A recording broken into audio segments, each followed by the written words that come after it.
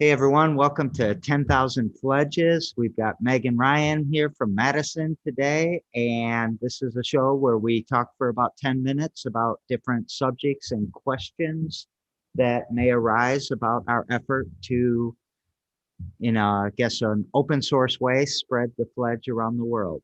So I'm going to turn it over to you two about, or one of you two at least, about what topic you would like to talk about. And when you ask me, I'm flipping the 10-minute thing, All right, or when you bring it up, I guess. Or actually, I'll start.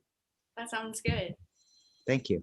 Let's see. So I met someone here in Madison who holds women's circles and meditation circles and things.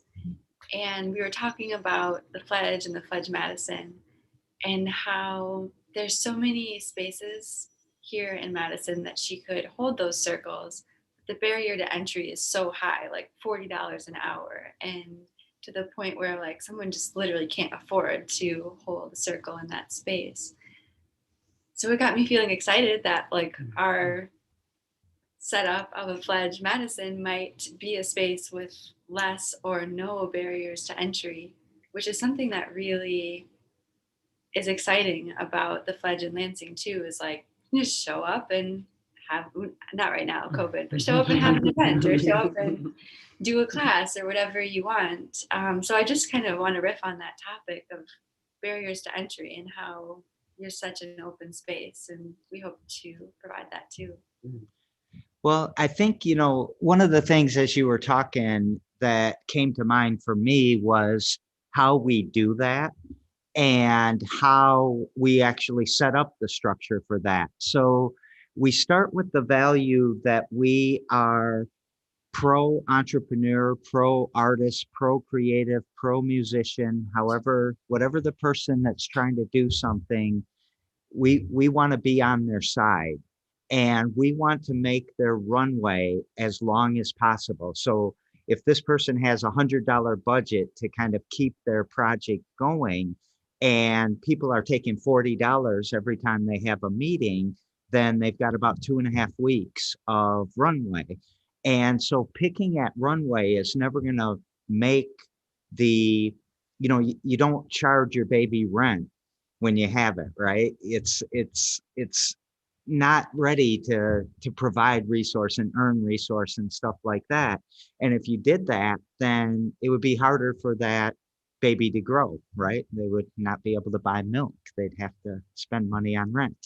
And so by trying to extend the runway, we try to extend the life of the entrepreneur. And by extending the life of the entrepreneur, you give them a higher probability of success. So if that 2.5 weeks could turn to 8 weeks, then there's a longer window of something great happening.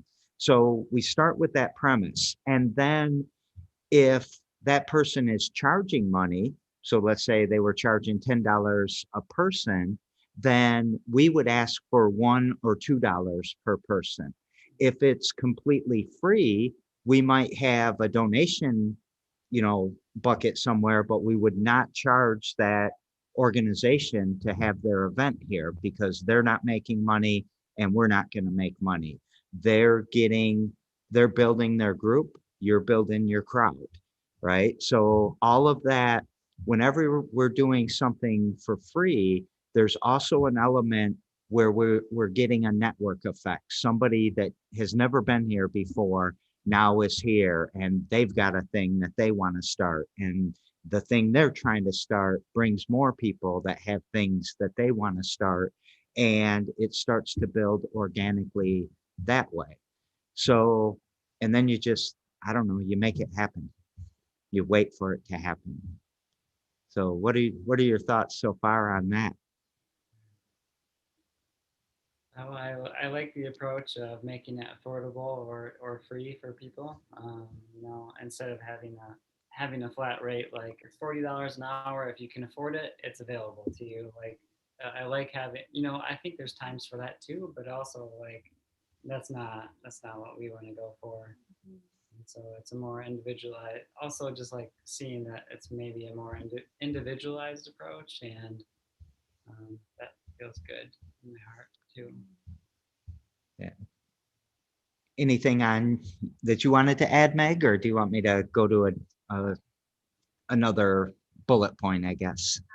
I appreciate that. I guess I feel excited and picturing like 99 problems, but a pitch ain't one. And I shared it with a friend here in Madison, like invited her to come and participate. She was like, well, I'm not really an official business yet. And like just being able to say, like, you don't have to be, like, anybody can join this. I think like you pitched an idea at 99 problems and then the next week pitched a different idea, and it was just like it doesn't have to be a legal entity to be able to bring it, which I love. Nothing I've pitched is a legal entity, and finally I like stuck on something, and it's probably like my fifth thing that pitching, but super low barrier.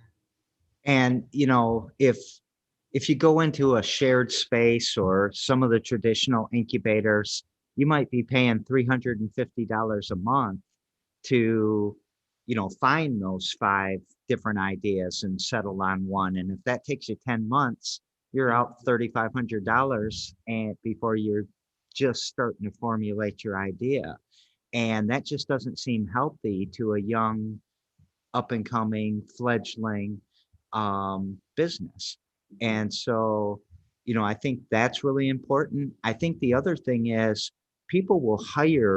organizations will hire marketing companies to come and tell their story and do their social media and create this brand. And pretty soon, the organization used to be this, but in their advertising and their social marketing, they look like this and their stock photos, and they're not even pictures at the place. And you got all this money for an inauthentic story. But when your person shows up and takes a few photos and posts on their Facebook or their Instagram or whatever, and you're able to share that in a, hey, look what we did at the Fledge Medicine today. And that then again, it builds your crowd. So your marketing budget should be zero. And you should be probably more effective than people that are buying that inauthentic, story. So, part of it's marketing, and I don't mean to go, those are words that are the capitalist pig words and stuff like that. But at the same time, you do have to get attention to your project to bring the community in, to bring resources in that you then can parlay into other resources to sustain your business. And that'll apply to you and the person that was talking about, the women's circle, or I forgot the other thing, sorry.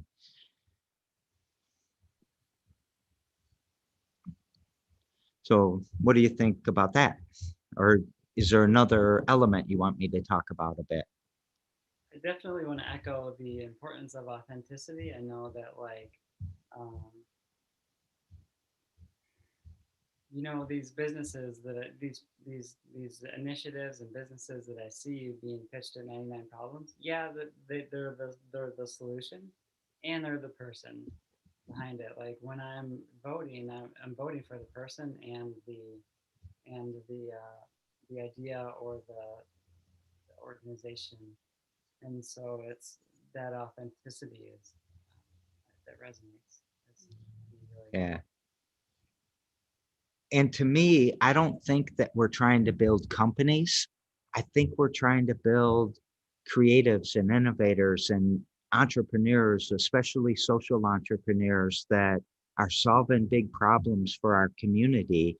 And whether one initiative fails or whatever you want to call it, and the other initiative succeeds, it really doesn't matter to me and probably to the Fledge, because at the end of the day, we're building entrepreneurs. We're strengthening the competency of our community. We're enabling people to say, I can be whoever the fuck I want to be. Sorry if I can swear in 10,000 Fledges. I was thinking about how this is a little bit to the side of what we're talking about, but how marketing I thought was like such a dirty word and like, oh God, I don't want to do that. But actually, like if I've got this service or this space that people want or need. It's my responsibility almost to be able to like share the word about it. So how like a little bit different angle on things feels so different to me. We're not trying to trick people into getting Right. something that they don't need. It's like we feel this would be valuable. Yeah, so much of marketing is meant to convince people that you're something that you're not. Right. And if you've got a good platform that you're comfortable with, like we're real comfortable with Facebook and YouTube and Twitter and Instagram, just tell your story. And if people want it, let them come to it. And if they don't want it, then maybe what you're doing is wrong or whatever, but don't change your story to match what the people want. Change yourself to match what the people want and keep telling the story. So I think we try to fix problems sometimes by, I don't know, uh, covering over what the real causes and root to the problems are. Um, so yeah. Anything else? Hi, Jax. Jackson's got a lot to say today. Do you want a free puppy? So no, that's your puppy. And like time through the hourglass, so are the days of our lives. Perfect. So I think we'll end on that, but space is important. You know, we've always talked about the story, the aesthetic, and the tour. Go back to some of our first 10,000 Fledges and watch about that. And the tour, you know, gets better when you get space, and the story gets better, and the aesthetic gets better, and uh, yeah, we get our trophy at the end of the season, not at the beginning of the season, for all you sports nuts out there that need that analogy. So that concludes another episode of 10,000 Fledges. So we will, I don't know, see you later. See you next time. See ya.